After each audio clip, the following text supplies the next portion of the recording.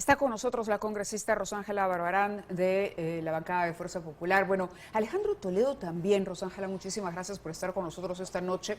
Habla de el poder que todavía tiene Keiko Fujimori. Dice, es una poderosa figura política de extrema derecha, así describe a Keiko Fujimori y señala, dice, y otros fujimoristas supuestamente bien ubicados en el gobierno tendrían la capacidad de influir, manipular o corromper por completo un caso penal como este, en venganza a lo que él se atribuye la derrota del fujimorismo de los años 90. ¿Cuál es su comentario luego de escuchar a Alejandro Toledo, su primera reacción? Buenas noches, Mavila, gracias por la invitación. Sin duda, el señor está buscando cualquier pretexto ante el temor de que se le han acabado todas las leguleyadas legales que ha podido hacer durante todos esos años para dilatar el proceso. En primer lugar y en comparación, utilizar, yo creo que el nombre de Keiko Fujimori es lo más bajo. Ella ha ingresado además al penal 3 oportunidades, siendo además en una investigación, no existiendo ninguna prueba al respecto, conociendo todos que una falta administrativa jamás se puede sancionar como Pero, ojo, lo que quieren hacer. Cuando Keiko Fujimori ingresaba al penal, el fujimorismo a través de sus voceros criticaba y hablaba de algo que también ha mencionado Toledo, la politización de la justicia. ¿Está la justicia politizada en el Perú, como él dice? Mire, yo creo que, tomando las palabras que él ha dicho, me pongo a pensar en lo que sucedió hace unos días, en donde vimos algunos ministros en una conferencia de prensa atribuyendo o entrometiéndose en temas y asuntos netamente de la Fiscalía, del Poder Judicial. Este podría ser un pretexto bien armado por el gobierno, podría ser una suposición también para que el señor Toledo pueda tener justamente el pretexto de señalarlo. Yo siempre he dicho que en el Perú existen muchos cuestionamientos a todas las instituciones, tanto las instituciones políticas como las instituciones de justicia. Existe mucha demora, yo creo que la justicia que tarda finalmente no lo es, pero de ninguna manera el señor Toledo en este momento está para poner condiciones ni tampoco pretextos. Yo creo que lo que le corresponde a él es que venga al país y le responda al país por los graves hechos de corrupción, con Odebrecht por el enriquecimiento. A él si le han encontrado cuentas en el extranjero, creo que él también lo tiene que tener claro, y más pruebas que ello, creo que lo tiene que responder él aquí. Claro, él habla, él dice, yo derroté al fujimorismo a principios de este siglo, ¿no? Ahora, no es que él lo haya derrotado, es que fueron los Vladivideos finalmente los que acabaron. Y recuerda lo que él considera la huida de Alberto Fujimori cuando sale del país y renuncia por fax. Él dice, yo siempre he dado la cara. ¿Qué le responde desde el fujimorismo a estas alusiones o a estos comentarios que ha hecho? Bueno, lo primero, si es que él habla de derrota de algo ilegal o ilícito del gobierno, él terminó siendo peor de lo que tanto criticaba, y eso es lamentable, porque una lucha no se toma para que hagas lo mismo o termine siendo peor, que finalmente va a ser en la cárcel donde él va a tener que responder. Mira, más allá de peor qué persona, algo que tiene que quedar claro, y siempre lo he dicho, el fujimorismo ha intentado ser derrotado en muchos momentos. Yo creo que hay que destacar, y también como joven me toca hacer un deslinde de lo malo que sucedió y de lo bueno, obviamente tomarlo también para que se vuelva a repetir. Sin embargo, yo no puedo considerar al señor Toledo en ese momento agarrarse y aferrarse creo que dice a la fija, ¿no? Que es ir en contra del fujimorismo para ver qué réditos puedo conseguir en el camino. Yo creo que él finalmente tiene que responder por sus hechos y nada más que eso. Lo estaría utilizando entonces para usted como un ardid, digamos, parte de un discurso de victimización también. Ahora, quería pasar a otro tema, porque el día de hoy, como había anticipado ya nuestro embajador representante ante la OEA, el señor Adrián Sen, el embajador Adrián Sen, ha hecho una acusación bastante firme, digamos, sobre un deslinde y al mismo tiempo una exhortación al señor Petro. Ha dejado claro que lo que Gustavo Petro está diciendo es mentira. Ha hablado claro y fuerte.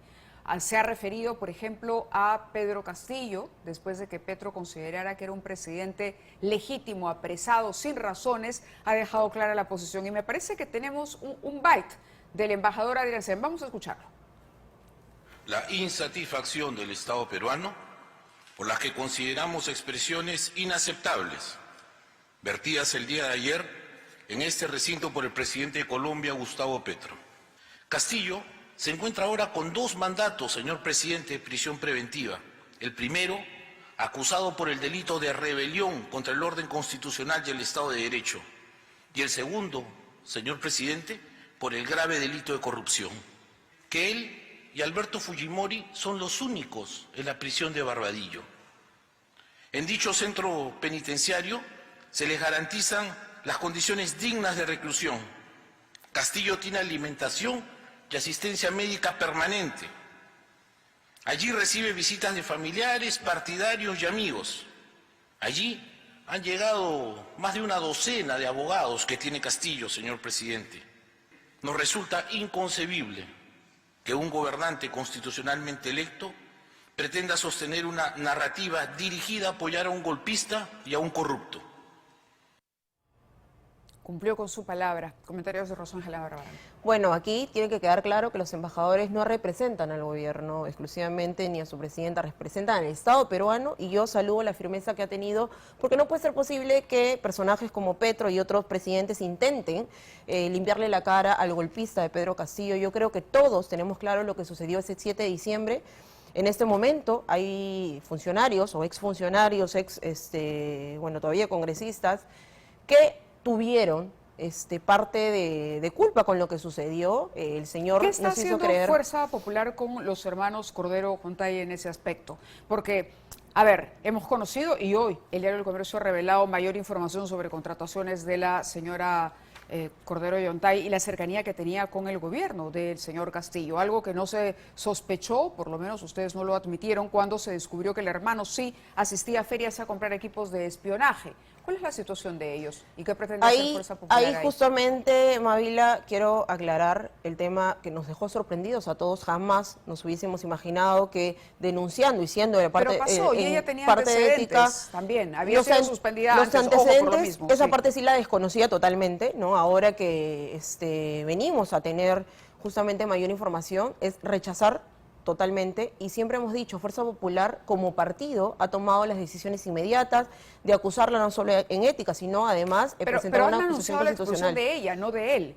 Y sin embargo, él, a ver, hizo tratos con un gobierno corrupto y habría intervenido en también un asunto irregular, por decirlo menos. Ambos, Cordero, que no terminaron teniendo mucho de Cordero, sino más de Lobos, están dentro de un proceso, dentro del partido, no solo, ojo, en el Congreso. En el Congreso también tienen un proceso ambos. En el caso del primero, yo sé que ya existe los descargos que se tienen que tener. Hay un resultado que en su momento asumo que el partido lo tendrá listo y lo tendrá que presentar. Pero más allá de eso, yo quiero hablar de la contundencia de los audios de la señora Cordero. Los audios son claros, Mávila. Los audios te permiten tener una prueba contundente sobre un hecho, que es irrefutable, que no hay justificación, y a ello nos ha llevado justamente a tomar decisiones inmediatas y rápidas como partido, haciendo un mea culpa también del filtro que se debe tener cuando se es candidato. Porque yo creo que esa es la base de las personas que van a llegar a asumir cargos importantes, y ahí también unas disculpas al público que confía no solo en la persona, sino en el partido, porque es el partido quien finalmente nos da la oportunidad de llegar a representar al país. Antes de preguntarle por el proyecto de la reforma de las pensiones, quería saber sobre la salud de la señora Fujimori. Ella ha adelantado el día de hoy, ha hecho público que va a ser intervenida porque se le ha encontrado un tumor. ¿Cómo se encuentra ella? Nosotros hemos recibido la noticia, al igual que ustedes, a través de las redes sociales. Desde aquí, desear que esta intervención, Mávila, permita, ¿no?, que no exista ninguna situación que lamentemos, sino todo lo contrario, muchas fuerzas, muchas oraciones por parte de nosotros, y esperemos volver a tener a la Keiko de siempre, aguerrida, fuerte y valiente, y siempre poniendo también la cara ante cualquier situación que se le ha presentado. Pero ha tomado evidentemente un espacio, es decir, va a dejar la actividad política para atender este inconveniente de salud. Mira, yo creo que es lo que corresponde en este momento, que se dedique al lleno a esta situación. Conozco a Keiko Fujimori, sé de que siempre está igual pendiente.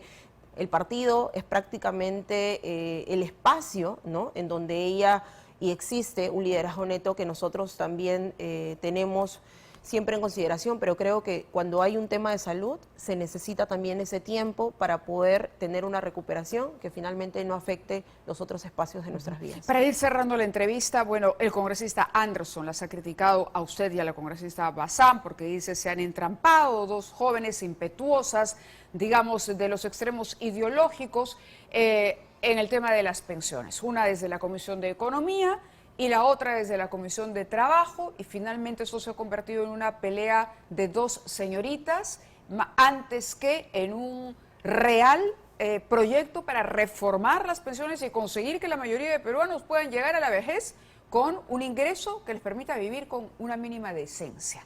¿Cuándo va a estar listo ese proyecto? Yo respeto mucho las opiniones del congresista Anderson como de todos mis colegas. La verdad es que desde el día en el que yo, en lo personal, me comprometí a sacar adelante una reforma, porque fui la persona que puso el tema, además de ir a buscar al Premier y comprometerlo, y hemos logrado que presente el primer informe ya. Esperemos que prontamente tengamos por parte del MEF la propuesta.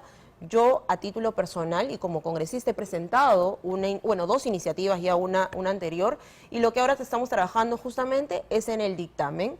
El dictamen que estará listo, yo creo que a fines del mes de mayo, máximo la primera semana de junio, consensuada con el grupo de trabajo, con la propuesta que tiene el MEF, la propuesta final de los 50 proyectos de ley que tenemos. Yo creo que ese es un tema que merece seriedad. O sea, yo no puedo presentar un producto por correr o por jugar quién llega primero. Yo creo que los peruanos merecen un proyecto de ley como el que estamos planteando, en donde todos tengan una cuenta individual, en donde 3 puntos del IGB puedan ir directamente a sus cuentas, y todas estas propuestas, Mávila, que de repente en otro momento vamos a poder tratar a detalle, son las que finalmente quisiéramos para el Perú.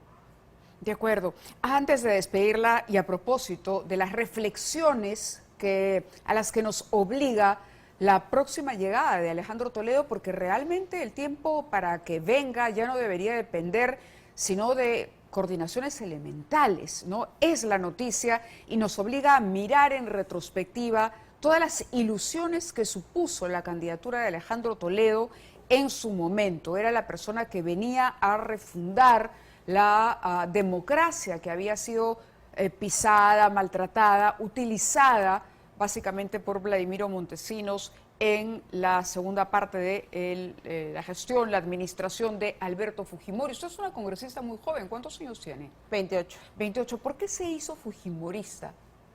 Justamente es una pregunta que siempre me hacen, y yo creo que tener memoria, o al menos poder tener una lectura real de la historia, es reconocer el cambio y la transformación del gobierno del presidente Alberto Fujimori, pero además reconocer la Constitución, que hoy es la carta que demanda las acciones y las actitudes. Yo, como joven, además sé reconocer perfectamente lo malo que se hizo, los delitos que hubo, que son irrepetibles, y por supuesto las cosas buenas que yo me comprometo también como fujimorista, y sé que todo el equipo que ahora nos acompaña también se ha comprometido con hacerlo. Y aquí, Mávila, solo para terminar, sí, por favor, indicarte, ¿no?, de que el cucu del antifujimorismo funciona siempre. Yo creo que lo ha hecho el señor Toledo también, lo intenta hacer, y lo único que refundó ese hombre fue sus bolsillos, el arca de su familia, y finalmente a la señora que terminó robándole también recursos al país. Entonces, finalmente, solo decirle que esperemos que venga pronto, ¿no? Y lo esperamos en el Perú para que responda. Ha sido Rosángela Barbarán, congresista de la bancada de Fuerza Popular. Vamos a la pausa y regresamos.